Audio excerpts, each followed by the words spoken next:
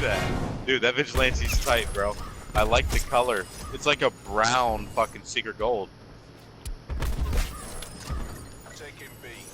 There's your kill cam. That's a fucking clip right there, boy. The fuck? Yes, sir. Keep it going. Keep it going.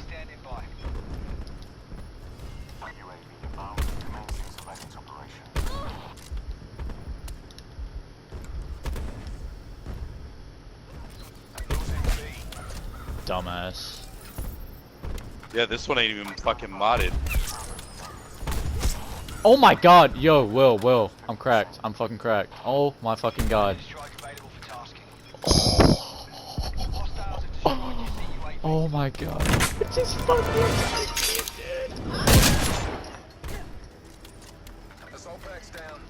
I think I found the way, Crank. Watch one angle the whole game. And make sure your teammates got your other angles. I wasn't able to hit that one. Oh, you're not gonna do it? You're not gonna do it? Headshot. Oh. Yep.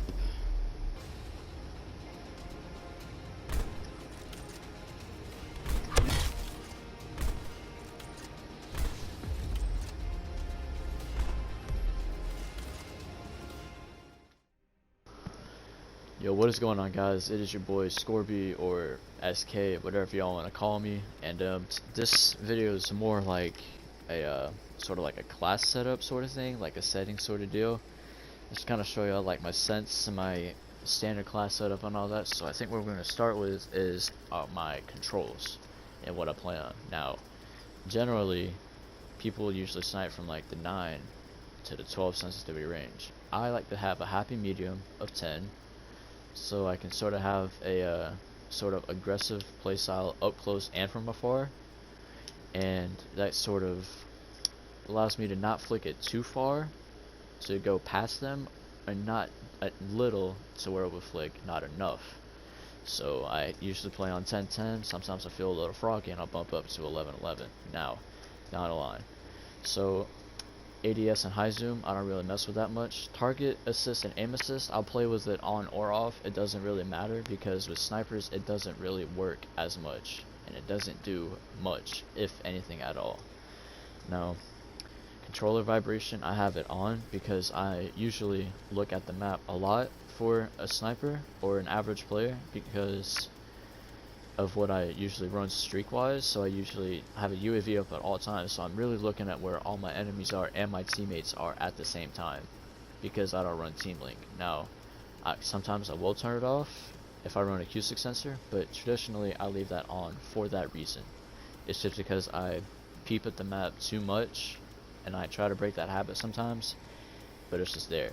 Now, a lot of people have this issue where they make sure they forget that this is on, and what it will do is whenever they're jumping to a window, it will automatically mantle them, and it will totally throw the game off. So I turned that off to where I can usually stop myself from doing that. Now, sometimes it doesn't always work and you will auto mantle.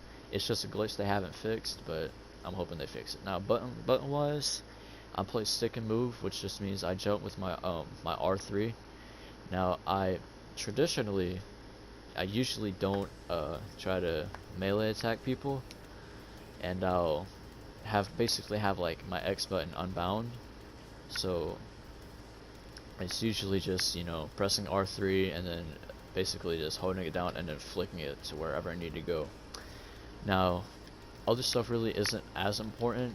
I mean, I just have my audio turned down a little bit because it feels a little too loud. Now, class setup wise, normally I'd run a paladin, and this is what I'd use. So usually I have a paladin, and I'd run double high caliber because sometimes I can't exactly hit him in the chest every time, and I just aim for the closest one-shot range, which is usually the hip. Whenever I'm going from target to target, I'll aim for some hip, I'll aim for some thigh action, because I can curve it, and it's like the bullet reg in this game is sort of fucked, and you'll hit them in the thigh and it'll one-shot them. You know, stabilizer, well, if you take the time in the custom game and you scope in on one area, it's going to be times where it will, like, the recoil will bounce it up. And stabilizer doesn't do much for that, but it also keeps it more centered, so where this weapon sway outside of your scope will sort of be a lot more tighter. That way you can quick scope a lot more accurately. And sight loader, I just have sight loader to have a faster reload.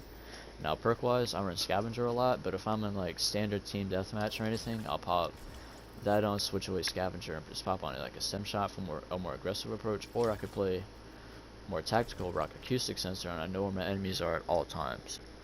But traditional, you know, scavenger and dexterity is a big thing when you're sniping, because whenever you're jumping and you're quick scoping, it makes it a lot more accurate. As to when people run like gung-ho or people run lightweight, it's a lot more inaccurate while you're in the air, so your quick scope's a lot more inaccurate. That's why I run dexterity all the time. I permo unlock that whenever I first started sniping in BO4. Now, other snipers I don't really use this much. This is sort of my my more passive approach when it comes to sniping. That's why I have grip on it and rapid fire. I don't try to be a scum when I use this gun, but it's how it works. It's just that type of gun. Now, the Locust, on the other hand, is a more aggressive gun, to where you can almost only quickscope with it at close range. Just with how the aim's in and the one-shot mechanics with it, it's so inaccurate. And this is just my my dickhead class, in a sense. I sort of just run out of ammo on one, I switch to the other, and I keep going, and not have to worry about running to find cover while you reload and risk the chance of you getting shot in the back. Whereas you could maybe another thing with dexterity is you slide a lot faster, so you could like slide away, and as soon as you slide away you switch to your other gun and you turn around and try to hit them before they get you. That's why I usually have an overkill class. And specialist wise, I mean, traditionally I'll run like recon, or I'll run ruin, crash, or zero, sort of like a more non-lethal specialist. Ruin, especially because of his grapple, makes you to where you can get around the map a lot more easily. And recon, you just know where your enemies are at all time. Crash gives you extra health. Another thing with him, whenever you know I take scavenger off and put stem shot on, I don't have to worry about ammo because I'm already running crash because of this assault pack. You put that down, you've got almost unlimited ammo. Now recon, I already mentioned that you know where your enemies are at all times because of his sensor dart. Well, let me show. But zero is sort of like a non-lethal specialist. I can sort of discombobulate them a little bit and sort of have the staticky effect where it sort of throws them off guard a little bit, or it can sort of whenever you're playing regular team deathmatch, it takes their sight away, and unless they have really good accuracy and know where their reticle is at all times, they most likely won't hit a lot of shots.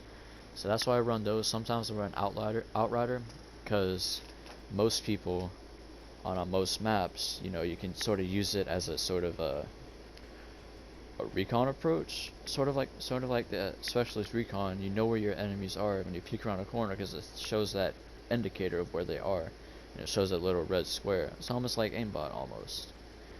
And you use that, and you can basically peek around a corner and just do a perfect little peek, and you quickscope them. They don't even know you're there. Never knew you were there. And so that's about it. A lot of extra shit that doesn't really matter. I'm tier 144. That doesn't really mean shit in this game.